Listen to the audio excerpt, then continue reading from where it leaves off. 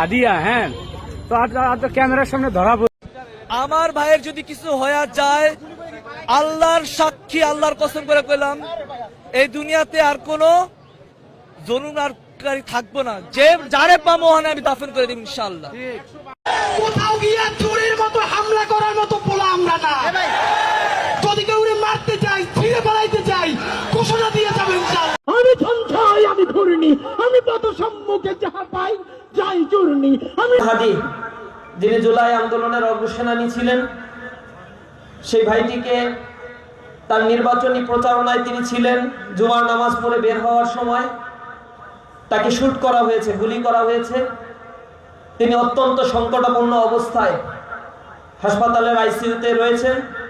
ভাই